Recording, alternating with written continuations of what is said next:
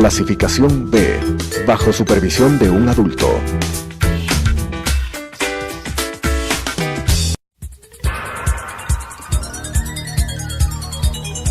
Las opiniones vertidas en este espacio por la producción y dirección del programa son de exclusiva responsabilidad de sus autores y de quienes intervienen en ellos.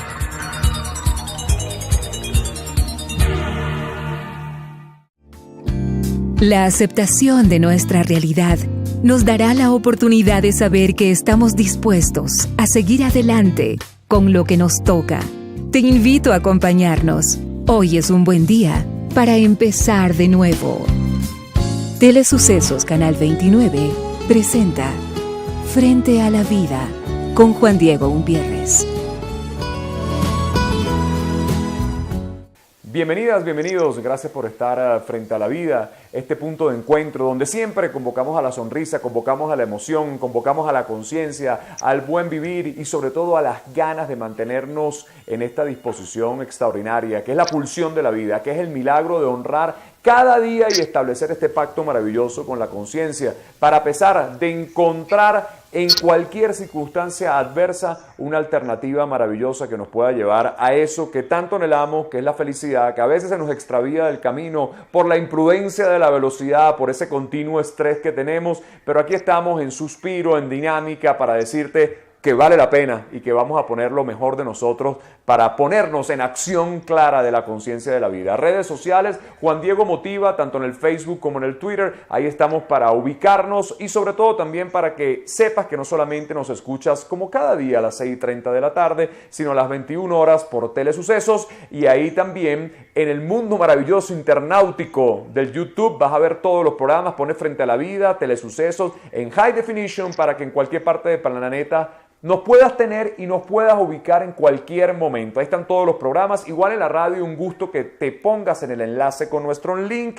de radiosucesos.net. Vas a Frente a la Vida y están todos los programas que hemos realizado porque cada personaje, porque cada historia seguro conmovió tu corazón y dejó alguna herramienta funcional. Para eso estamos acá, para llevarte siempre la sonrisa. Hoy tenemos vía Skype a una gran amiga, me honra su presencia porque vamos a hablar con Doris Gicherman. Ella es una psicopedagoga, de impacto internacional. Ella está ahorita en Venezuela, pero tiene todo un trabajo en Latinoamérica acerca de todo lo que son las referencias en ese mundo de la infancia, de la psicopedagogía. Ha escrito una cantidad de libros, un libro maravilloso que tiene que ver con los zurdos. Yo siempre digo, los que somos zurdos, tenemos el gran problema que el mundo no está hecho para nosotros. Ella ha hecho un trabajo maravilloso, pero quise traerla hoy al programa para conversar de qué está pasando en consulta con nuestros pequeños, cuáles son los trastornos, con qué vienen los padres, qué se está viendo en el mundo de la psicopedagogía en nuestros tiempos. Bienvenida, Doris, gracias por estar acá, un honor tenerte frente a la vida. Para mí es una honra que tú me invites y que podamos ser voz de información a través de tu medio y de la mano de tu alma y de tu especialidad también. Los niños están acudiendo a consulta mayormente porque hay muchos problemas combinados entre la inmadurez con lo emocional. La inmadurez, por lo menos en Venezuela, se han saltado pasos para estudiar desde preescolar a primer grado, por lo tanto las psicofunciones básicas importantes para el aprendizaje se están saltando.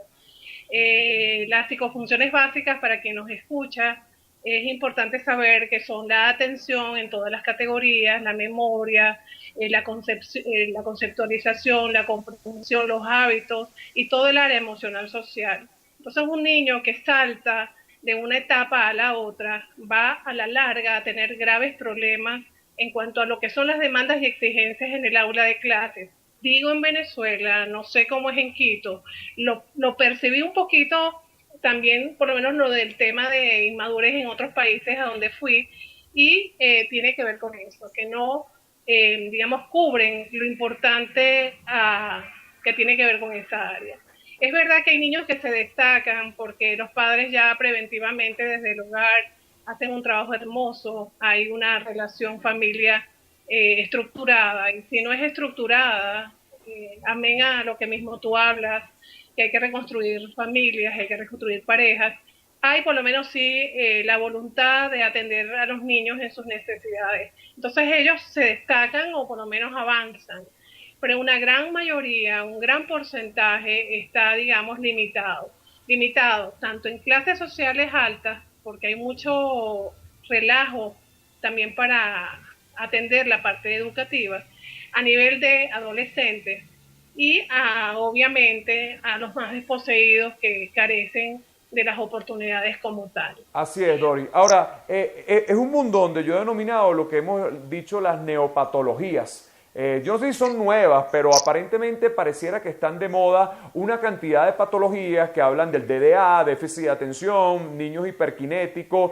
Es como que hay una expansión. ¿Existía esto antes o es que ahorita el volumen de estos niños es mucho más por el proceso cultural más presente? ¿Están bien diagnosticadas? ¿No están bien diagnosticadas? ¿De qué estamos hablando, Dori? ¿Hay realmente tanta gente con déficit de atención, niños hiperkinéticos? Mira, yo en el medio profesional soy, digamos, seleccionada, modestia aparte, para hacer los diagnósticos diferenciales. Amén a que hemos visto que se juega muy libremente con esos diagnósticos. Es muy cómodo decir que el niño tiene déficit de atención así nomás, cuando hay déficits atencionales originados por otras razones. Siempre en grupos de equipo de trabajo, nacional o internacional, insisto, y ellos me dan el aval también por ello y trabajamos, que hay que hacerlo todo en equipo multimodal, donde cada uno de los especialistas haga su o dé su criterio para poder llegar al diagnóstico como tal. Se está jugando mucho, yo hice un artículo que está a la orden, si se puede decir, que se llama Un grito en el silencio, del Universal, donde yo allí expreso la preocupación de cómo se juega con los diagnósticos y cómo esos diagnósticos afectan a los padres profundamente, porque entonces andan del timbo al tambo buscando herramientas y especialistas y de repente el tema es algo sencillo. Se juega mucho con el término autismo, se juega mucho con el término Asperger, o sea, todo lo que son los trastornos del desarrollo, se juega, como dices tú, con el déficit de atención. Y los orígenes etiológicos, los orígenes profundos de verdad, se toman a priori. Entonces es importante realmente chequear y que los padres también sepan tener un criterio a la hora de seleccionar y también escuchar y preguntar y repreguntar al especialista para que no haya abuso de eso. Hay mucho abuso también a nivel de información, a lo mejor a veces en los medios, porque la gente inocentemente cae en creerse todo lo que le dicen sin profundizar. Date cuenta que varias veces utilizo la repetición de la palabra, no darse cuenta y no profundizar en el meollo de las cosas, y por eso nuestros niños están profundamente afectados. Ahora, Doris, ¿qué es un déficit de atención? Para que nuestros oyentes, porque la misma palabra por sí sola lo dice, déficit de atención es la necesidad de la atención, ¿ok? ¿Cuándo ese déficit de atención tiene un trastorno realmente claro desde el ámbito patológico? ¿Cuándo hay grados dentro del déficit de atención? ¿No será que lo que estamos es que no queremos hacernos cargo de nuestros niños? Es mucho más fácil, que es otra pregunta que te hago, mantenerlos en un régimen donde ahorita todo la fármaco tiene un rol importante, y es preferible tener un niño medicado y bobo que un niño que haya que darle atención. Te hago este esquema para que la gente identifique cuándo puede estar en presencia de un DDA. Bueno, el TDA es un trastorno neurobiológico que para algunos profesionales se cataloga o se connota con el término de enfermedad neurobiológica, porque requiere, por lo general, cuando de verdad está absolutamente detectado, de un fármaco para poder nivelar a nivel neurológico. Para que haya déficit de atención, que tiene que ver, como dices tú, es que no tiene atención, es que olvida todo, es que no focaliza, es que no se concentra, es que no hace las actividades, es que no se organiza, es que no anticipa, es que no planifica, y de paso es impulsivo, sin controlar sus impulsos a nivel de peligrosidad, y ya te voy a dar un ejemplo con respecto a esto. Debe ocurrir en ambos ámbitos. ¿Ámbitos cuáles? Colegio y casa. Colegio y de repente una fiesta, de repente un ambiente social. Okay. Pero si los problemas de atención son en un lado más que en el otro, en el lado que es más enfático la característica, obviamente hay que revisar por qué está ocurriendo eso. Pasa algo en la familia, hay un sentir, hay una pérdida, hay un divorcio, hay cuantas cosas te puedes imaginar que ocurre en la vida, que nos da la vida, nos pone de frente. Para unos más que otros hay una tendencia a uno irse, a uno tener, digamos, una abstracción y que es natural, es propia. Es lo humano, es lo humano. Humana y circunstancial, y además que tú lo has tocado, tú sabes cómo es eso. Ahora, una criatura o un adolescente, hasta incluso un adulto, que no se focaliza, que no puede realizar su trabajo como Dios manda, que todo lo pierde, que, o sea, se va del tema, o sea, no tiene como, digamos, una aplicación, para usar palabras que la gente entiende, una aplicación, una cordura y una concentración en lo que está haciendo, puede estar cayendo en eso.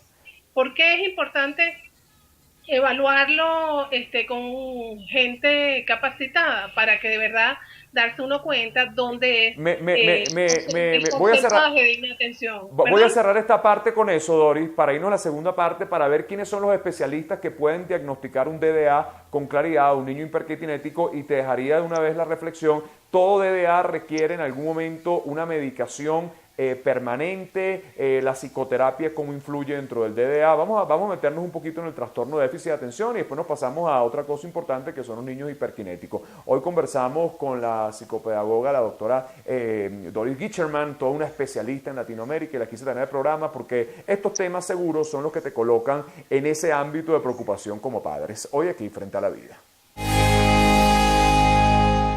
Regresamos Frente a la Vida. Hoy conversamos con Doris Gicherman, una psicopedagoga importante, y un honor tenerla hoy en nuestro programa para hablar de estos temas que, bueno, seguro nos conducen a la preocupación y a la ocupación también de nuestros hijos. Estábamos hablando de todo lo que tiene que ver con el trastorno del DDA, mejor conocido como el déficit de atención.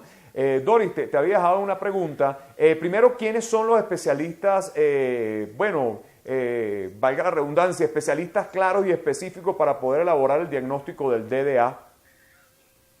El padre y la madre al principio, cuando observan todo este tipo de problemas, a quien debe acudir primero que nada es al pediatra, porque él es el que ha llevado el récord de crianza postnatal, incluso prenatal, porque muchos lo tienen desde antes, de cómo ha sido el desarrollo de esa criatura. Pero, ¿qué pasa?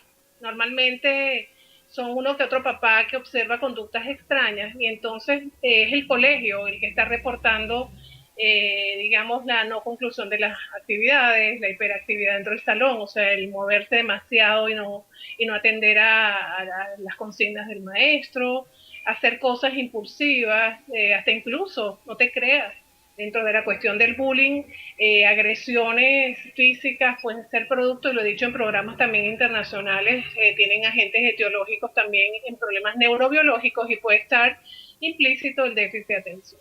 Entonces, comienza el pediatra, el colegio continúa su observación y su llamado de atención, valga la redundancia, claro, de lo que está ocurriendo con los niños o los adolescentes en el colegio. ¿Y a dónde van? Van a un psicólogo, van a un psiquiatra, van incluso al psicopedagogo, van al terapista del lenguaje. Tiene mucho que ver con la confianza que le profesa el profesional del padre. Okay. Pero normalmente los que hacen los diagnósticos son los psicólogos e incluso los psiquiatras. Y van hacia nosotros, especialistas en el área pedagógica, para ayudar al autocontrol y la parte pedagógica, hábitos de estudio, todo lo que es lectura, escritura, todo, digamos, lo que está afectando en su proceso de aprendizaje. Pero como dije al principio, es fundamental para que sea exitoso la conducción del caso del muchacho en sus resultados, que trabajemos en equipo. Okay. En la unidad yo tengo el equipo y hacemos todas reuniones al final de la semana para tratar los casos y darles a ellos las orientaciones pertinentes. Los otros doctores que están fuera, a quien también se remite o que ellos remiten para acá, por lo menos de mi parte, siempre solicito que tengamos reuniones para poder discutir los casos. Venezuela, es sabido que tenemos muchos problemas con el tema de la medicación, que es un tremendo rollo conseguirla, y que son de paso con recetas moradas, de verdad que se las están viendo azules. Claro, Están viendo me han pedido mucha gente que me han pedido mucha droga para el DDA. Ahora, la pregunta que te había dejado también, siempre ese proceso cuando el DDA está diagnosticado tiene que ir de la mano por un proceso también bioquímico con una medicación, ¿cierto? Sí, sí, cuando es extremo. Yo me he caracterizado, y puedes revisar donde quieras, que he tratado en lo posible evitar el uso del medicamento y darle a los muchachos otro tipo de estrategias, basado un poco también de lo que tú dijiste. En la época de nosotros, ¿quién hablaba de déficit de atención? Pero es lo que te pregunto, ¿quién hablaba de déficit? ¿Existía o no existía? ¿Nos medicaban? O sea, ¿por qué está como de moda en este momento? Es que ahora es mucha moda, y con el debido respeto a muchos especialistas, el usar terminología para usarla como etiqueta hacia los niños. No niego que haya el problema, pero lo importante es ocuparse y darle conducción al trabajo que se haga con ellos y que ellos puedan ver resultados como Dios manda. Sí se usan medicamentos, Juan Diego, para casos muy específicos, muy extremos, pero también se usan otras metodologías que tienen que ver con la parte cognitiva, que tienen que ver con la parte de hábitos, de estudio, estrategias de aprendizaje, que haciéndolo de una manera sistemática podemos lograr grandes resultados. Okay. Yo, gracias a Dios, me puedo dar el gusto de decir con mucho orgullo que lo he logrado, tanto en niños, adolescentes y hasta incluso adultos, porque aquí vienen adultos de la universidad que no se están centrando y que requieren de estrategias muy específicas para autocontrolar y aplicar en su vida del día a día. Okay. ¿Qué relación hay entre el DDA, el niño hiperkinético o el adulto hiperkinético? ¿Esas patologías se solapan en algún momento? ¿Pueden tener, o nos podemos confundir si estamos en presencia de un DDA o estamos en presencia de un niño hiperkinético, hiperactivo? Es que hay niños que son déficit de atención sencillos, de problemas de atención como tal, nada más tiene problemas de atención, no se concentran, pero es así tranquilo, porque hay el trastorno de déficit el trastorno de déficit de atención, que es el ADD, pero el otro que es el ADHD, que es el que tiene agregado el tema de la hiperactividad.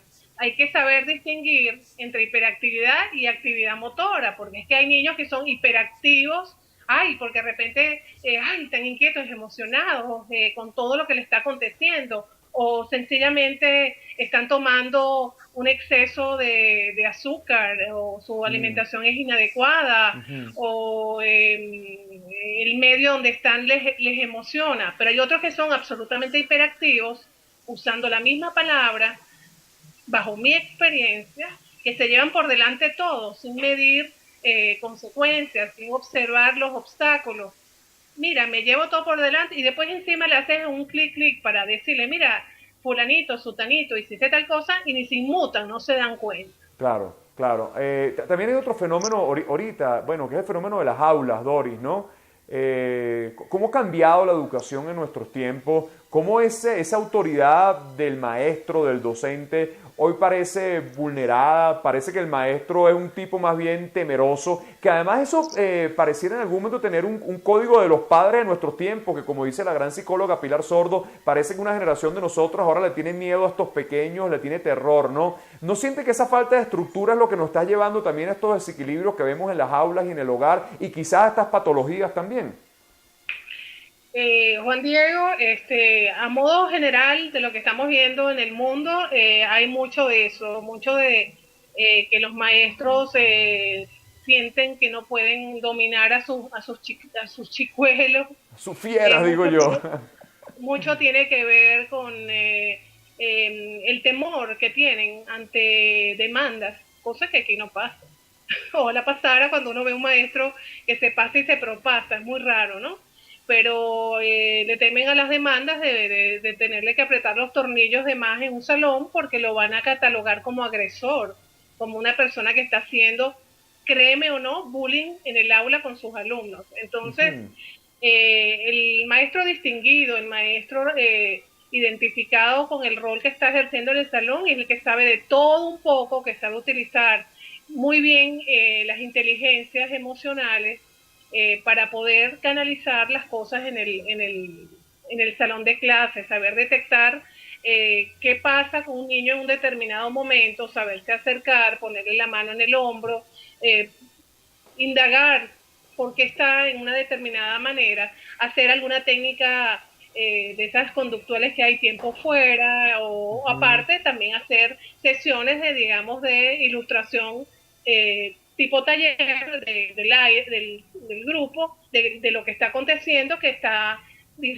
haciendo disrupción en el salón de clase y le está sacando las ganas a la maestra como tal. Pero en líneas generales, nosotros teníamos mucho miedo a nuestros profesores en el pasado. Yo recuerdo que a mí ciertos determinados profesores, donde yo respeto hoy en día, hoy somos amigos.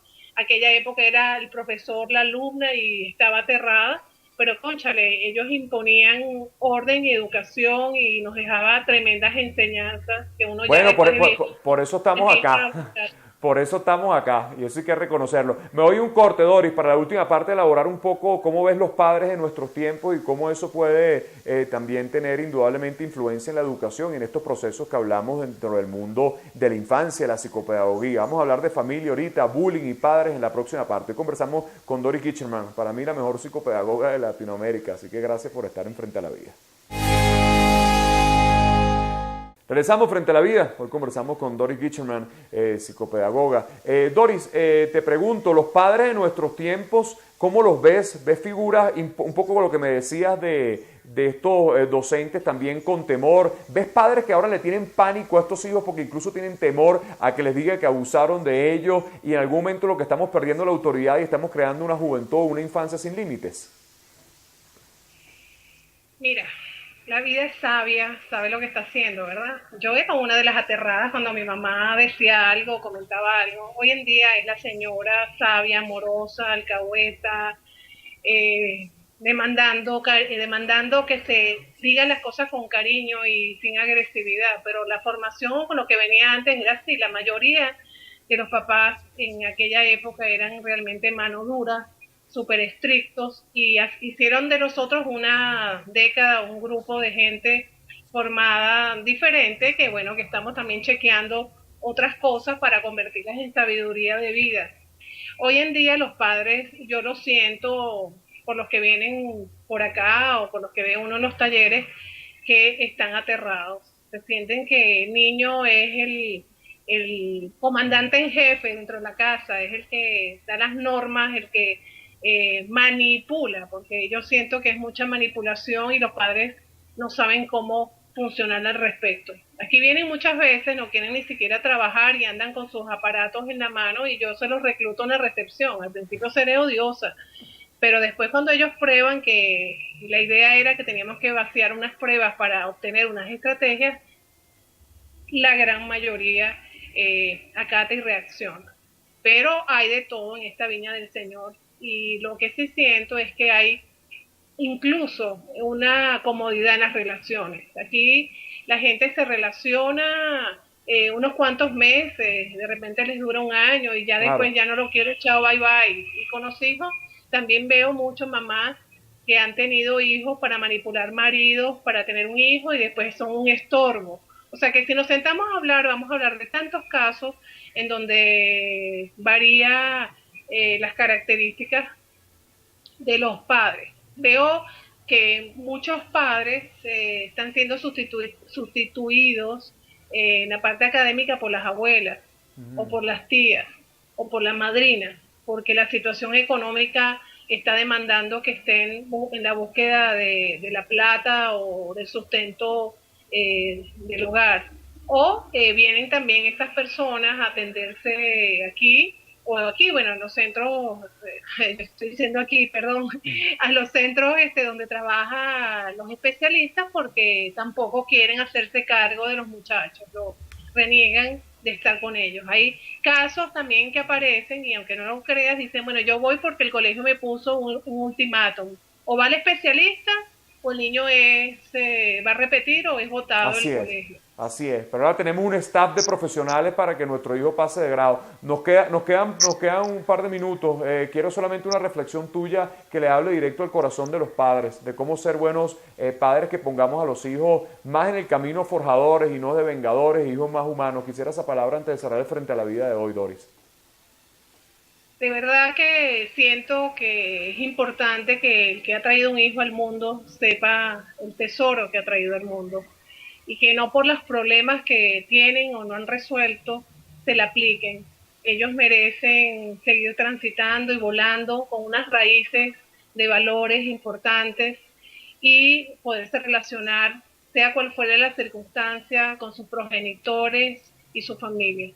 Así es. Gracias, Dori, por estar aquí. Te voy a traer para otros programas también y que podamos conversar acerca de todo esto, de esta estructura infantil de nuestros tiempos. Y seguro vamos a traerte a Ecuador para que dictes una cantidad de conferencias y tenerte aquí en el programa en vivo. Un honor tenerte aquí. Yo quiero ir.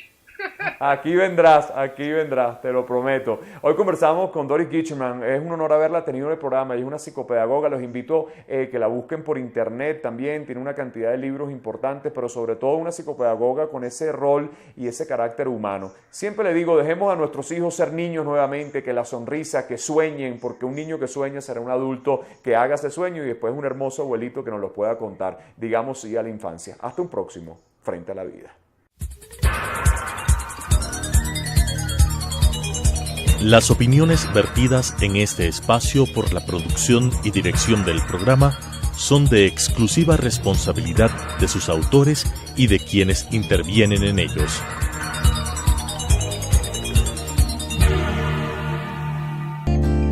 Los triunfos no se miden por las victorias. Habrá derrotas que más temprano que tarde agradeceremos y evaluaremos como éxitos favorables. El tren pasa siempre, mientras estemos despiertos, frente a la vida. Nuestra cita mañana 18:30 en Radio Sucesos, 21 horas por Telesucesos.